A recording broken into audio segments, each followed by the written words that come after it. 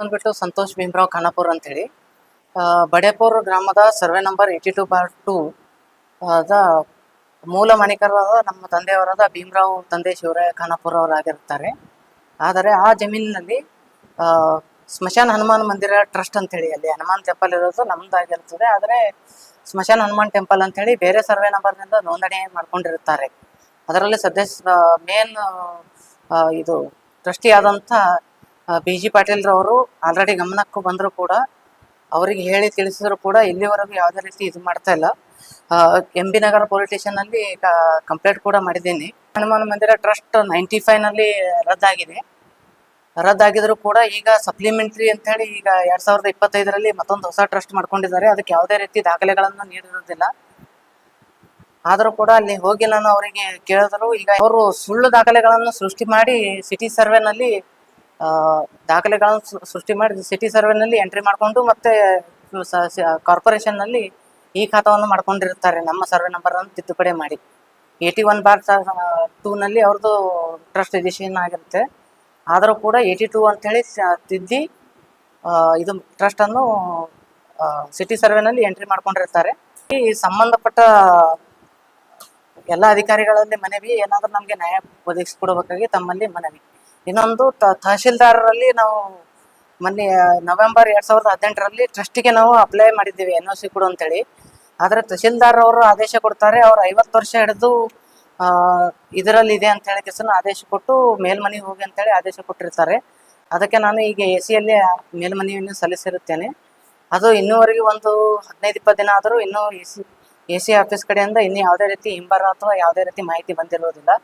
ಏನೋದು ಯಾವುದೇ RTI ಅಲ್ಲಿ ಯಾವುದೇ ಕ್ವಶನ್ ಕೇಳಿದ್ರು ತಹಶೀಲ್ ಆಫೀಸಿನಿಂದ ಯಾವುದೇ ಡಾಕ್ಯುಮೆಂಟ್ಗಳಲ್ಲಿ ಯಾವುದೇ ರೀತಿಯಲ್ಲಿ ದಾಖಲೆಗಳನ್ನು ನೀಡುತ್ತಿರುವುದಿಲ್ಲ. ಅದಕ್ಕಾಗಿ AC ಯಲ್ಲಿ ಕೂಡ ಮೇಲ್ಮನವಿ ಸಲ್ಲಿಸಿದರು. AC ಅವರು ಕೂಡ ಇನ್ನು ಯಾವುದಕ್ಕೂ ಒಂದಕ್ಕೂ ದಾಖಲೆಗಳನ್ನು ನೀಡಿಸ್ತಿರುತ್ತಿರಲಿಲ್ಲ. ಅದಕ್ಕಾಗಿ ತಮ್ಮ ಸಂಬಂಧಪಟ್ಟ ಎಲ್ಲ ಇಲಾಖೆ ಅಧಿಕಾರಿಗಳಲ್ಲಿ ಮನವಿ ಮಾಡಿಕೊಳ್ಳೋದ್ರಿಂದ ನಮಗೆ ನ್ಯಾಯ ಒದಗಿಸಿಕೊಟ್ಟು ನಮ್ಮ ದೇವಸ್ಥಾನವನ್ನು ನಮಗೆ ಹಸ್ತಾಂತರಿಸಿಕೊಡಬೇಕಾಗಿ ತಮ್ಮಲ್ಲಿ ಕಳಕಳಿಯ ವಿನಂತಿ. 1500 ಚಿಲ್ಲರೆ ಸ್ಕ್ವೇರ್ ಫೀಟ್ ಅನ್ನು ಅವರು ಸಿಟಿ ಸರ್ವೆಯಲ್ಲಿ ಎಂಟ್ರಿ ಮಾಡ್ಕೊಂಡಿದ್ದಾರೆ ಸರ್. DC ಅವರಿಗೆ ಇನ್ನೂವರೆಗೂ ನಾನು ಇನ್ನೂ ಕಂಪ್ಲೇಂಟ್ ಕೊಟ್ಟಿಲ್ಲ ಸರ್ ಇಲ್ಲಿವರೆಗೂ. ಆದರೆ ಇಲ್ಲಿ ತಹಶೀಲ್ದಾರಲ್ಲಿ ಮತ್ತು AC ಅವರಲ್ಲಿ ಈಗ ಮನವಿ ಸಲ್ಲಿಸಿದ್ದೇನೆ ಸರ್. ಈಗ ಪಾಣಿ ಪ್ರೆಸೆಂಟ್ ನಮ್ಮ ತಂದೆಯವರಾದ ಭೀಮರಾವ್ ತಂದೆ ಶಿವರಾಯ ಖಾನಾಪುರ ಅವರ ಹೆಸರಲ್ಲಿ ಸರ್.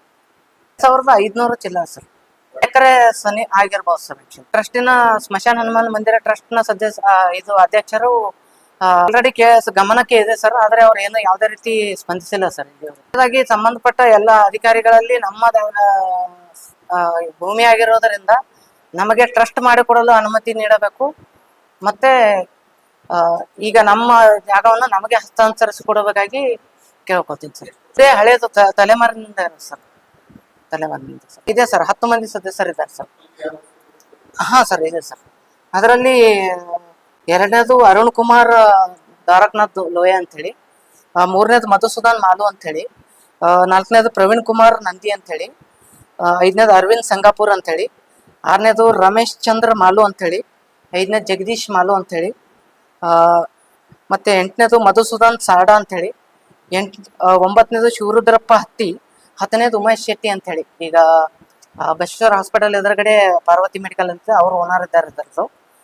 ಅವರು ಕೂಡ ಮೊನ್ನೆ ಇದರಲ್ಲಿ ಪ್ರೆಸ್ ಮೀಟ್ ಮಾಡಿದ್ರು. ಈಗ ಮೊನ್ನೆ ಜಯಂತಿ ಐತೆ 2 ತಾರೀಕಲ್ಲಿ. ಅದರಲ್ಲೂ ಕೂಡ ಅವರಿಗೆ ನಾವು ಆಲ್ರೆಡಿ ರಿಕ್ವೆಸ್ಟ್ ಮಾಡ್ಕೊಂಡಿದ್ದು ಕಂಪ್ಲೇಂಟ್ ಕೂಡ ಕೊಟ್ಟರು. ನನಗೆ ಯಾವುದೇ ರೀತಿ ಇದು ಮಾಡ್ತಾ ಇಲ್ಲ. ಆದರೆ ನಿನ್ನೆ ಒಂದು ನನಗೆ ನೋಟಿಸ್ ಕೊಟ್ಟಿದ್ದಾರೆ. ಅಲ್ಲಿ ಹೋಗಿ ಆ ಜಾಗದಲ್ಲಿ ಸಾರ್ವಜನಿಕರಿಗೆ ತೊಂದರೆ ಕೊಡ್ತಾ ಇದ್ದೀನಿ ಅಂತೇಳಿ.